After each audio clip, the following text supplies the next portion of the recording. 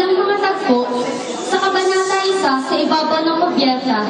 At ngayon ay masasaksihan naman natin ang ilang mga tagpo na naganap sa ilalim ng Kubyerta, kung saan ang bawang tabo ay binubuo ng dalawang bahagi, ang itaas na bahagi at ang ibabang bahagi, kung saan mapapaghinanlan ang antas ng pamumuhay ng panahong iyon.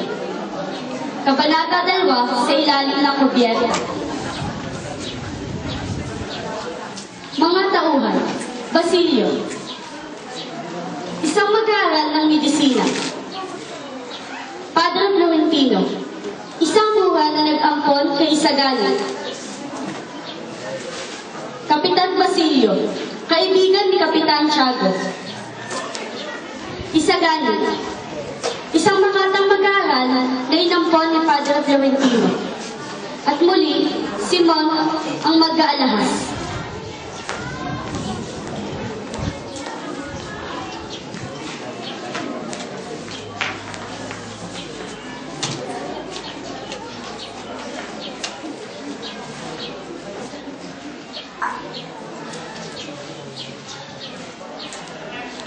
Basilio, gusto nga pala ang kondisyon ni Kapitan Tiago. Mabuti naman. Ngunit, pinipilit ko siyang alagaan. Ngunit nagpapumilit din po siyang huwag na lang. Siya nga pala. Ang akademya ang sinasabi niyo. Kamusta? Mabuti naman po.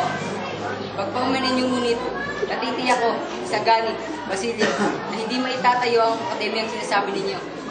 Ngunit, nangako na po sa amin sa Padre Rene na ilalakad niya ito sa ating Kapitan General. Mangyayari lang may pagputi ng uwak. So sige, mauuna na ako.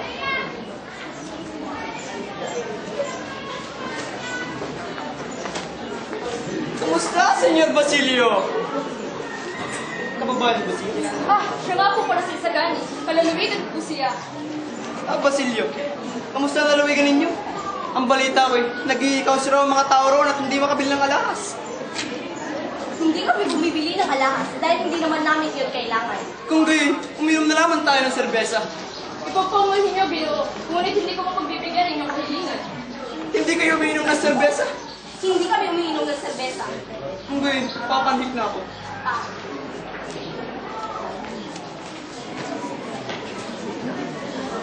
Pinagtatawag po kayo ni Padre Florentino.